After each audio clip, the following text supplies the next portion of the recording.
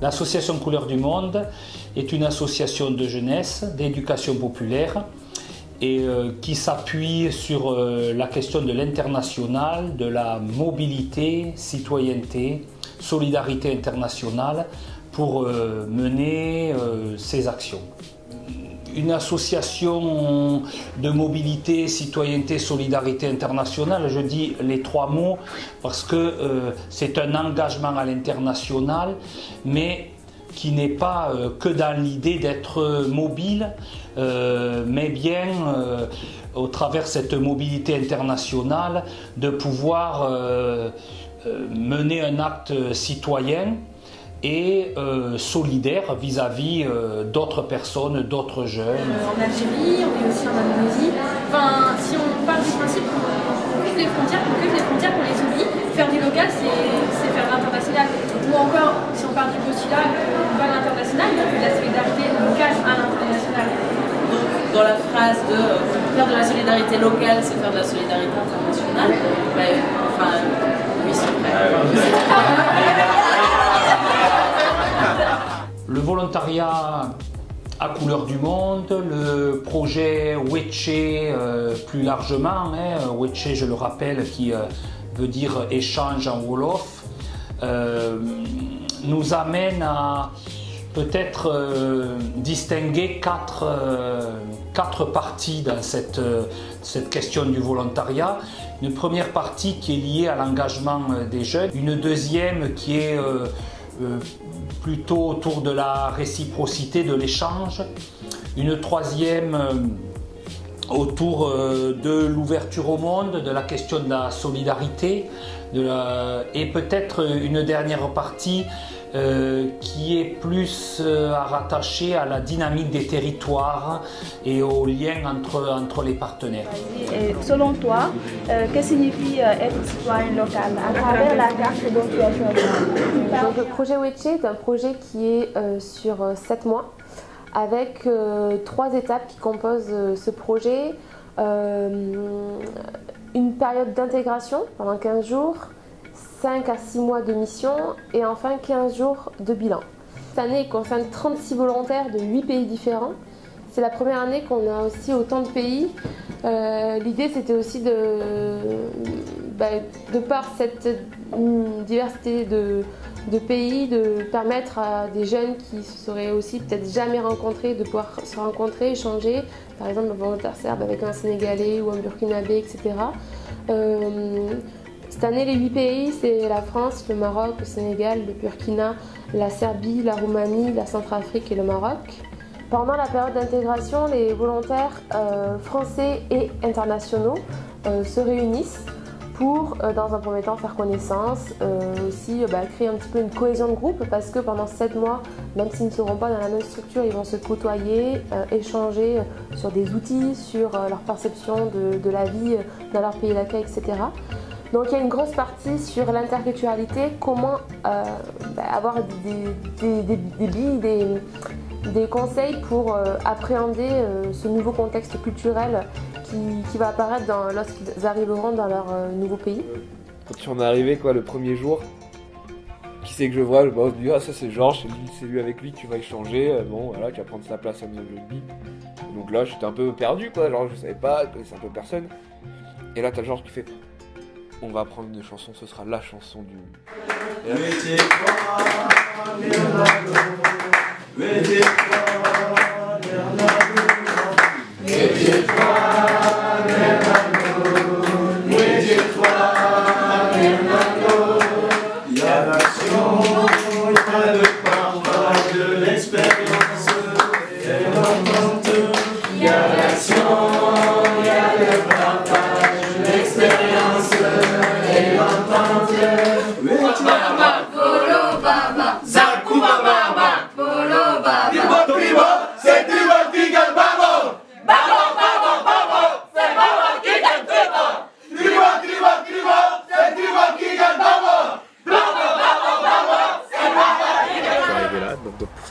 d'intégration à Couleurs du Monde dans un petit gîte en Gironde, un petit gîte très sympa où on est tous réunis avec des gens de partout du monde, surtout en Afrique, mais c'est hyper sympa, on se sent déjà un peu dépaysé, on ressent l'échange culturel, il y a des Sénégalais, Burkinabés, Madagascar, Serbes, Roumains, et des Français, mais même des Français de différentes régions, donc c'est vachement bien, j'aime beaucoup l'ambiance générale parce qu'on peut vraiment tous échanger sur nos pratiques, même sur la langue, la musique et tout ça, c'est vraiment très bonne ambiance.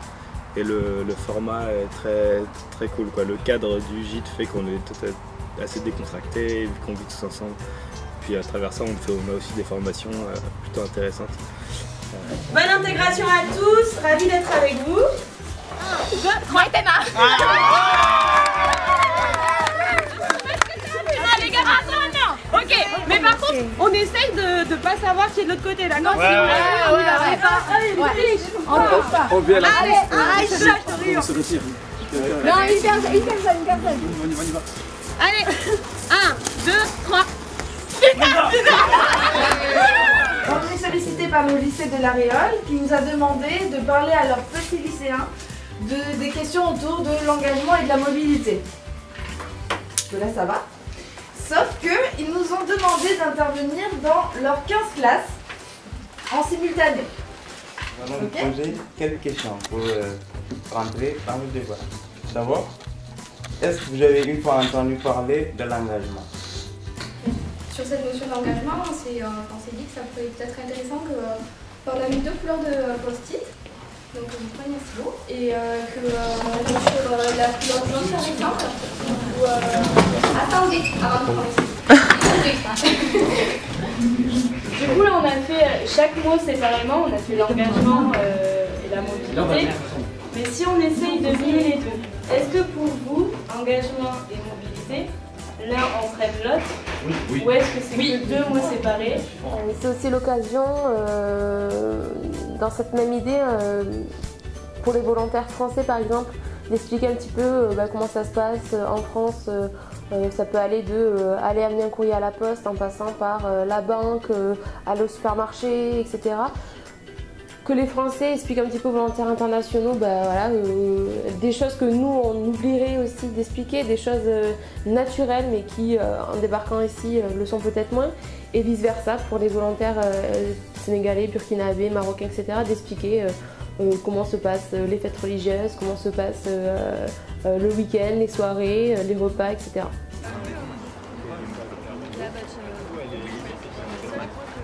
Cool. C'est comment piquer? Bon, c'est pas comme ici. Bon, il y a beaucoup de voitures, les passerelles, beaucoup de vendeurs. Et quand il pleut, il y a des boues. Un peu partout. Il y a des maisons qui s'inondent là-bas aussi, depuis qu'il y a Guédiawaye. Et cette association, elle est dans Kolda? Oui. Et il y a des salariés ou c'est que des bénévoles? Oui, il y a des salariés et des bénévoles aussi.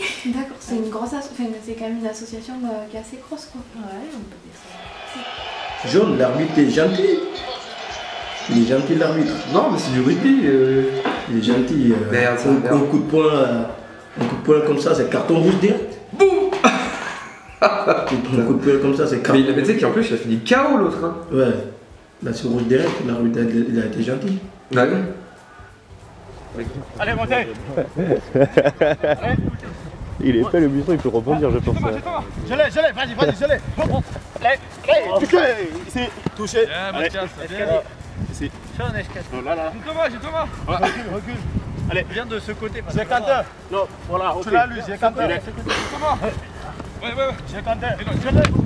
Je vais faire. Je le fais. Donc moi, je peux dire ce que je veux. Ouais.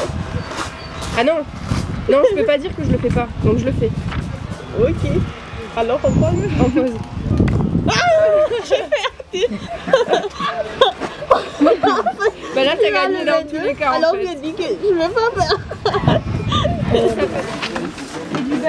Allez, venez par là, s'il vous plaît.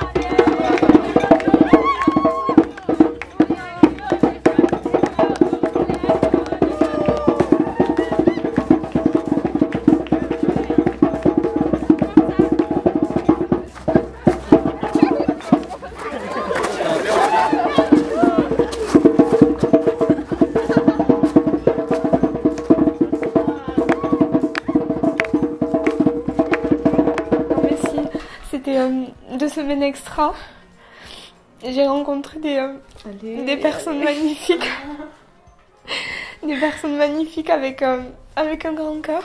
Et franchement, je crois que en fait ça m'encourage en fait dans ma profession, dans mon métier d'éduc, parce que je me dis qu'il y a de belles personnes avec des grands cœurs et qui s'ouvrent aux autres et voilà, ça existe et moi déjà j'y crois profondément, mais du coup ça me conforte et c'est vraiment de belles rencontres et je crois que c'est vraiment des moments uniques que cette expérience me fait vivre. Je suis vraiment contente d'être là. Donc ces 15 jours, c'est presque un projet dans le projet. C'est vraiment 15 jours de rencontres, d'échanges, d'éclats de rire et beaucoup de pleurs à la fin de se quitter pour aller vers d'autres belles aventures, mais quand même. Ensuite, les volontaires partent dans leur structure d'accueil. Quand je dis partent, c'est les volontaires français qui partent à l'étranger et les volontaires internationaux qui arrivent dans leur structure d'accueil en France. Ces structures d'accueil sont très très diverses. Ça va de structures sportives comme des clubs de rugby ou des écoles multisports à des structures culturelles, à des structures plutôt autour du développement durable, de la citoyenneté. Ça passe du centre social à la collectivité par également une association. Donc des types de structures très très différentes qui font aussi la richesse et la variété de ce projet et qui font la richesse aussi des profils des volontaires. Ça permet d'avoir des volontaires qui vont de 18 à 26 ans, qui ont des diplômes, pas de diplômes, des compétences en animation, en gestion de projet, mais aussi en artistique. Et tout ce beau monde qui peut-être ne se serait jamais rencontré pendant ce projet peut se côtoyer et échanger aussi des conseils, les pratiques. Et dans le cadre du projet d'échange métier ou le projet Sésame, donc France Volontaire travaille avec Couleurs du Monde. Donc il y a déjà une convention de partenariat qui nous lie et dans cette convention il y a plusieurs axes qui sont identifiés, donc ce que chaque partenaire doit faire. Donc pour le cas du Sénégal, donc nous travaillons donc sur l'appui dans l'identification de structures. Donc avec Couleurs du Monde, nous identifions 2 structures qui sont capables d'accueillir des volontaires. Nous faisons également l'appui dans le recrutement de volontaires. Donc tout un processus est mis en place en lien avec les autorités sénégalaises donc pour impliquer davantage ces autorités-là, mais également avec les structures d'envoi. Après la quinzaine d'intégration, on a commencé notre mission. Et ma mission, c'est l'appui sur les actions et les projets de l'association Sens et aussi l'accompagnement physique et individuel des anciens combattants marocains. Je m'appelle Georges Pompidou Mendy, je suis sénégalais, j'ai 21 ans. Ma mission en France, c'est de faire des animations sportives avec les enfants de Saint-André de Kipzak. J'ai effectué ma mission au sein de l'espace rencontre jeunesse d'Afra en tant qu'animateur sportif avec les enfants de 8 à 17 ans environ. Ma mission en France, c'est de faire des animations au niveau des établissements comme des centres de loisirs, écoles primaires, lycées et collèges et aussi des universités. J'ai fait ma mission qui consiste en contribuant à l'ouverture interculturelle, qui consiste en faire des activités, des animations avec des élèves de lycée. L'objectif de ma mission, c'est de poursuivre le travail de collaboration entre le conseil municipal d'enfants de Panazol et le conseil municipal d'enfants de Diofior, notamment la création d'un bloc. Je suis actuellement en mission de service civique en Roumanie, dans la ville de Galate, où je fais des cours de français à l'université. Au niveau des points positifs, c'est surtout l'ambiance de travail et toutes les rencontres et les découvertes locales que j'ai pu faire ici. Ce qui m'a plus impressionné en fait, c'est l'accueil et la chaleur humaine des gens, leur convivialité, le plaisir de partager ensemble et d'avoir été dans des familles, avoir eu des amis marocains, ça m'a beaucoup apporté. Enfin, c'est assez impressionnant de se balader dans la rue, de se faire aborder par des mecs qui débarquent de nulle part. Hey, salut, tu vas bien? Comment ça va? Et la famille, ça va? Et machin et tout. Et oui, et toi c'est un peu déstabilisant au début, mais en fait tu t'y fais et l'ouverture aux autres se fait plus naturellement. Je me suis retrouvé, je crois, la première semaine où j'étais là, je me suis baladé un peu tout seul dans la ville et au bout de 2 heures, je me suis retrouvé assis en train de bouffer des fruits avec des mecs que je venais de croiser. Et à la fin, en partant, j'étais invité au mariage de la sœur, quoi. De la sœur du gars, donc ça se fait très vite, quoi. C'est là, du coup, ok, pourquoi pas, allez. Mais ouais, c'est un sens, voilà, on retrouve le côté humain, le côté relationnel dans ces choses-là. Donc c'est bien, ça fait du bien, ça fait un petit bol d'air frais des fois, genre, de retrouver un peu un contact avec l'autre. Et ce qui a été vraiment intéressant pour moi dans cette mission, c'est surtout d'être en contact avec les enfants. J'ai énormément appris à leur côté. Alors, pour parler évidemment en serbe, c'était très intéressant, mais surtout de voir ce qui fonctionne pas, ce qui leur plaît moins, comment conduire une animation. C'est une expérience que j'avais jamais eue auparavant, donc c'était totalement nouveau pour moi. À l'école, les animations se passent bien et c'est un peu fatigant des fois, mais ça va. Et les enfants sont trop choux, sont adorables. Et les animations aussi sont intéressantes parce que ça te permet aussi de savoir beaucoup de choses. Comme moi, il y a des choses que je ne savais pas, que j'ai appris à travers les animations et tout. Du début jusqu'à présent, ça s'est bien passé parce que ce sont des enfants qui sont très respectueux par rapport à ce qu'on croyait avant, parce que on nous disait que les enfants en France sont impolis, ils sont comme ça, mais là non, de voir que c'est tout à fait le contraire. Ils ont une très bonne éducation, ils sont bien élevés, ils respectent les gens et du coup... Voilà. Là, tu vas dire au Père Noël, c'est rendez-vous qu'il a à Goriagué, voilà, à Goriagué, à Saint-André, C'est bon, Céline? Vas-y. Allez, vas-y. Lors des animations, au début j'avais des problèmes parce que je voyais d'autres enfants, tu vois, je connaissais pas ce qu'ils voulaient, ce qu'ils n'aimaient pas, leur mentalité en quelque sorte, je pouvais pas maîtriser leur mentalité, donc j'avais des problèmes pour ça. Mais et aussi il y a une différence par rapport aux enfants du Sénégal, c'est normal. Mais après j'ai trouvé qu'ils sont super, ils sont mignons. Donc je suis venue, j'ai observé beaucoup, puis j'ai eu beaucoup d'idées. Et en fait, je me suis rendu compte en fait un peu du fossé qu'il y avait entre la pédagogie ici et en tout cas ce qu'elles mettent en place avec les enfants et les exigences qu'elles ont avec les enfants. Et moi, ma façon de voir les choses et l'exigence que j'ai par rapport aux enfants. Je pense qu'il y a un décalage qui est énorme et que du coup c'est difficile. J'ai du mal à trouver ma place et à vraiment développer mon action par rapport à ça. Qui peut faire de la voix de savant répéter? Qui peut faire de la voix de savant? Encore. Qui peut faire de la voix de savant? Du coup, j'ai jamais travaillé avec des jeunes parce que les jeunes qui participent au chantier, c'est des jeunes qui font partie de la mission locale et de l'ADAPI, donc des jeunes qui sont en difficulté. Et j'ai jamais vraiment travaillé dans l'aspect vraiment social de devoir accompagner des jeunes dans ce genre de projet. Donc c'est un peu pareil, il faut savoir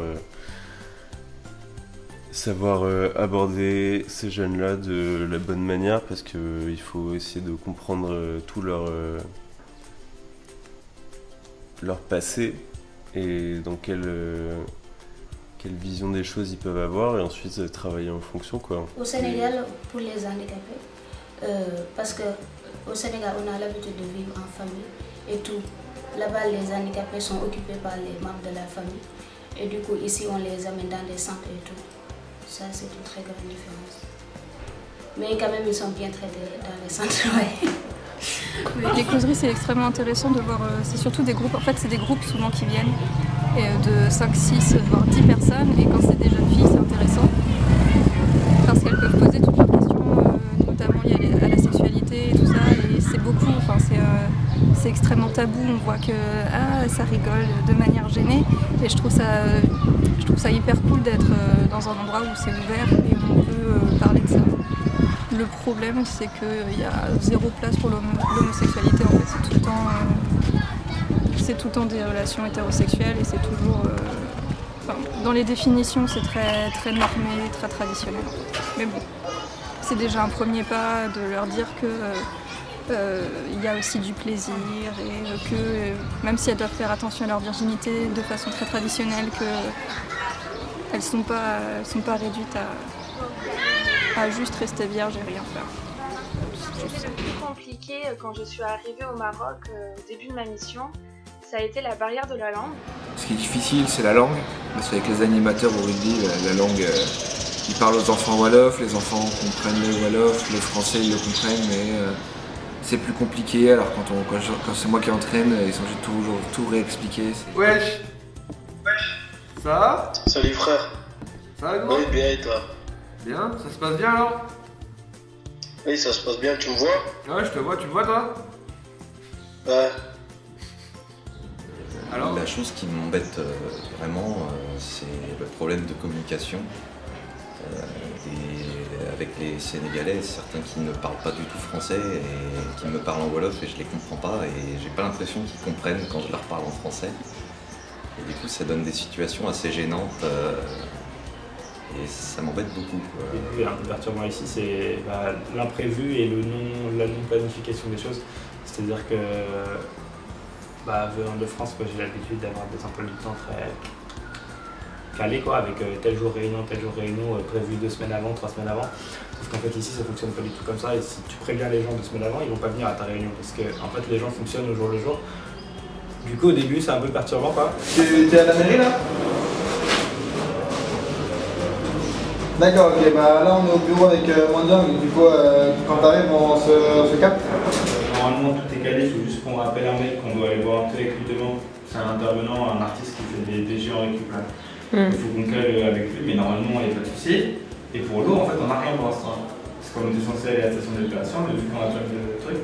Donc il y a 2 solutions. Soit d'ici lundi, on arrive à booster le NAS et on a l'autorisation d'aller à la station. Soit on trouve une solution bis.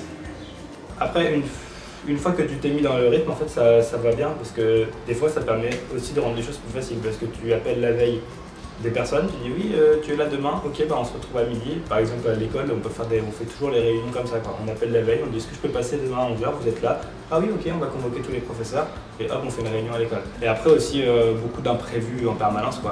Sénégal, c'est toujours comme ça, quand on prévoit une séance tel jour, mais en fait, il y a des choses qui changent au niveau de l'école, il y a des choses qui changent au niveau de la mairie, il y a des choses qu'on n'arrive pas à avoir en matériel, plein de choses qui font que on est en perpétuelle adaptation, Mais du coup, ça développe vachement de capacité d'adaptation, justement. Et c'est assez, je pense, formateur, parce que du coup, tous les jours, il faut être prêt à ce que tout ce que tu as prévu, ça change.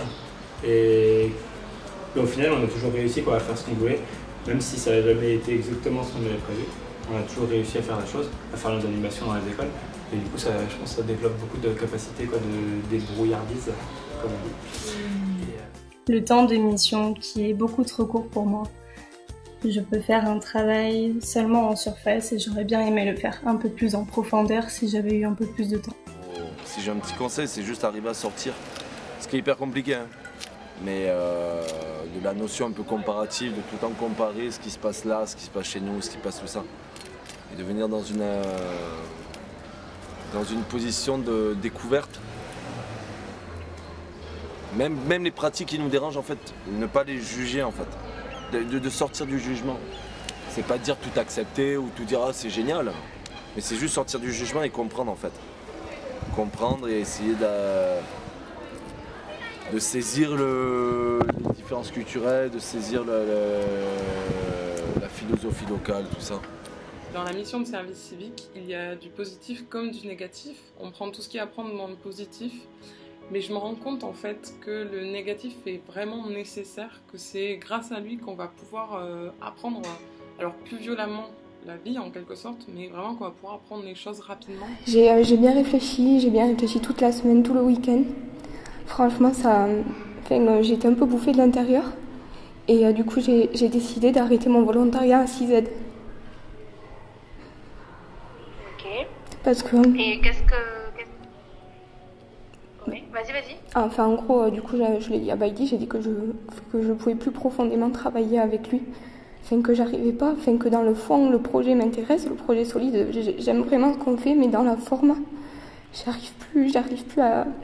Enfin, son mode de fonctionnement, j'arrive pas à travailler avec lui. Enfin, j'essaie de discuter, j'essaie de faire des efforts, j'essaie de me dire que culturellement, on est différent, dans notre éducation, on est différent, mais je pense que ça, au-delà de ça, je pense qu'il a un mode de fonctionnement qui me convient pas du tout. Enfin, c'est complètement vertical et unilatéral. Je suis pas du tout dans un échange avec lui. Enfin, ça va que dans un sens et j'arrive pas. Pour moi, ça me correspond pas. Moi, j'ai une vision plutôt horizontale où on est là pour partager et essayer de trouver des manières d'animer ensemble, des manières de faire ensemble. Mais là, c'est pas du tout ça en fait.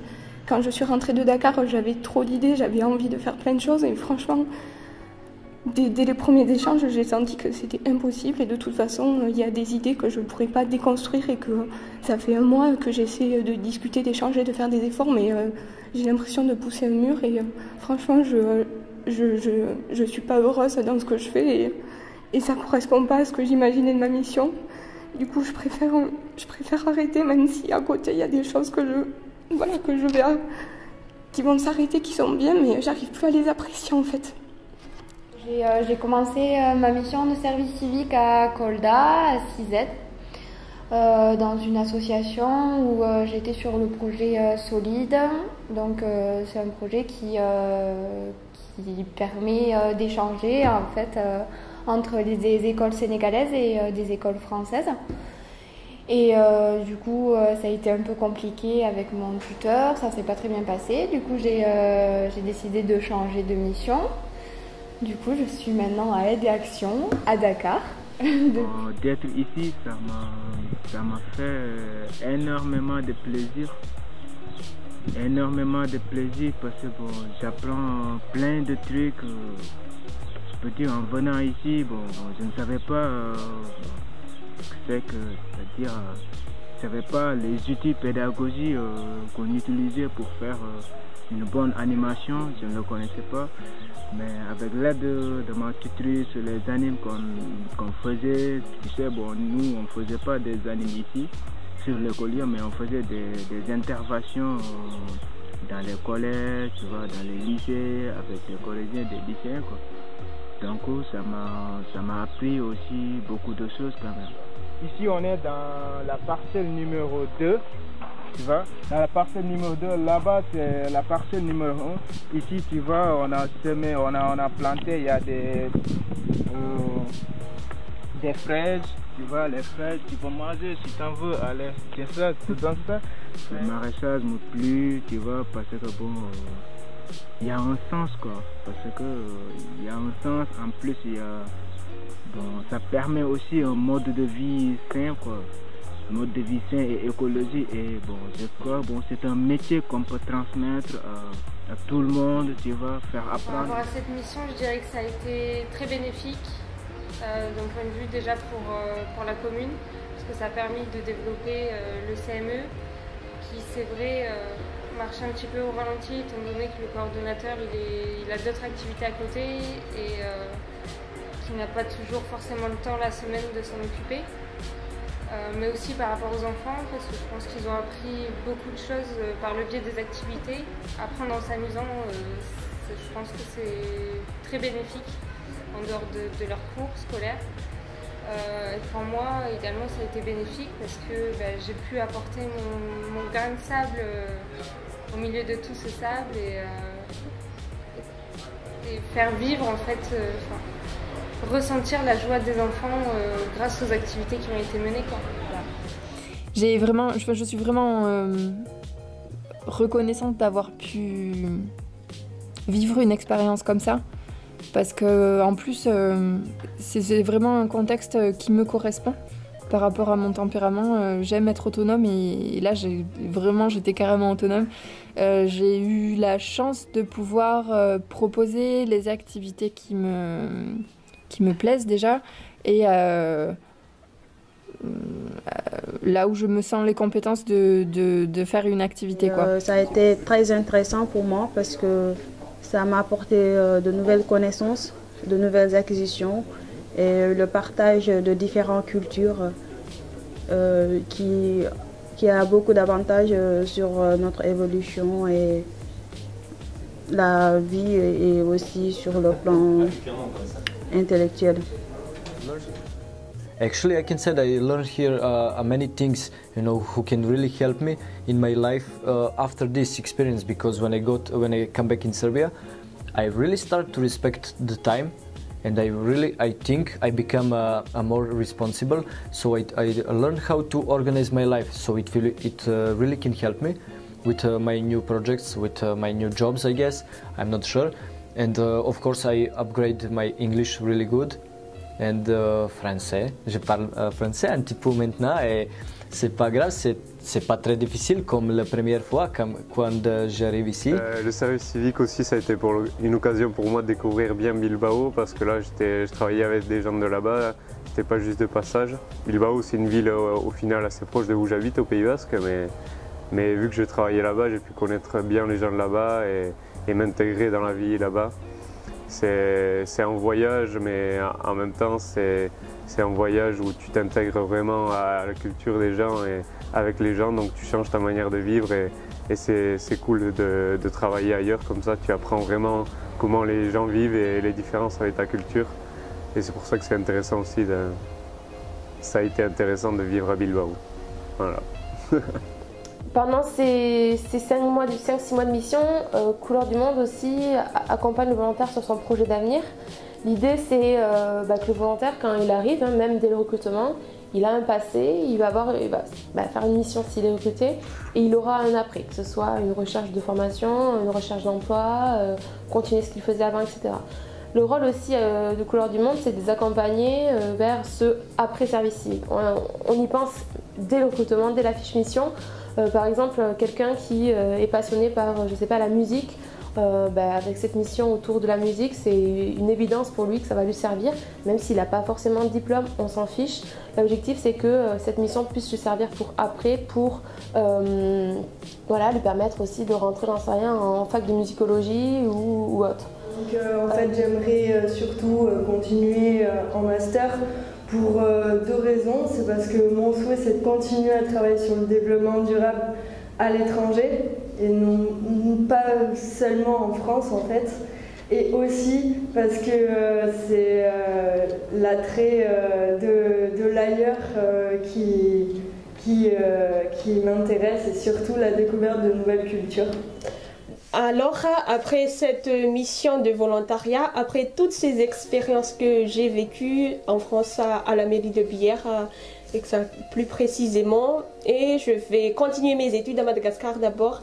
Je vais terminer ma licence en environnement et après je compte continuer à travailler sur la correspondance Madagascar-France. Mon projet, en fait, c'est d'abord, comme je suis un rugbyman, c'est intégré dans un club professionnel pour faire vivre mon talent de rugby et puis toujours continuer avec mon école de rugby qui est dans de bonnes mains et j'espère un jour que ça va devenir un club comme je le souhaite et donner la chance aux jeunes de mon pays.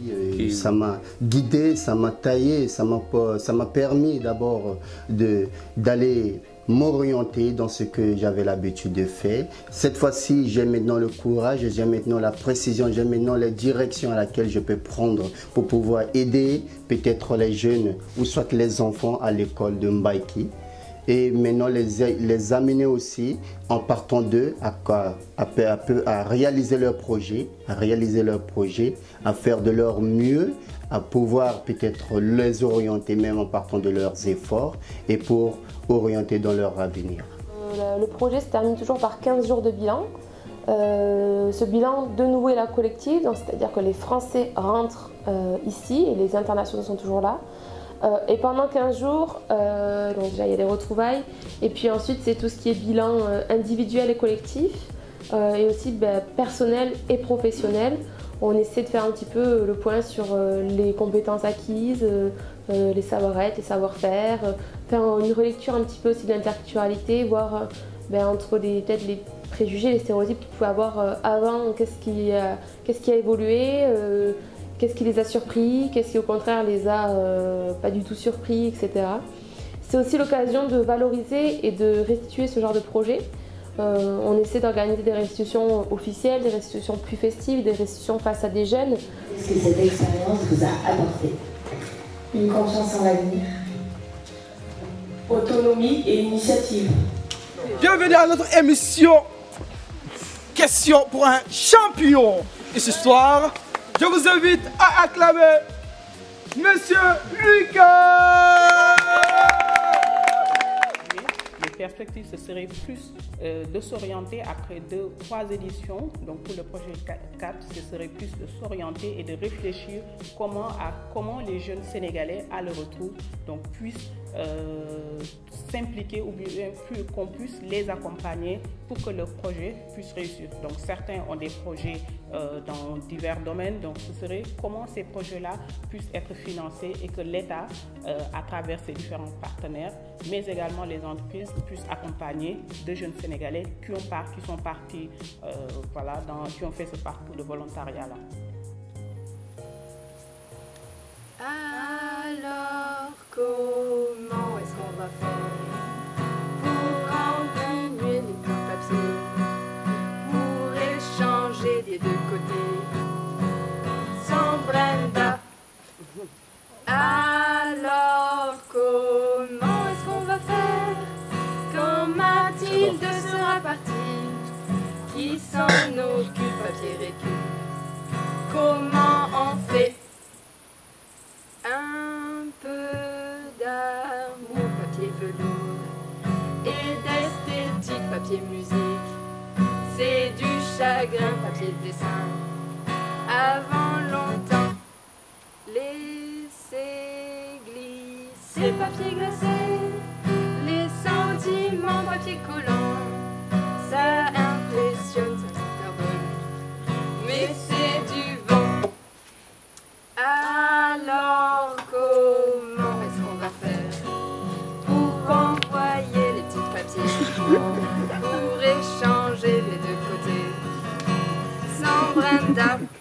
Alors comment est-ce qu'on va faire quand Mathilde sera partie?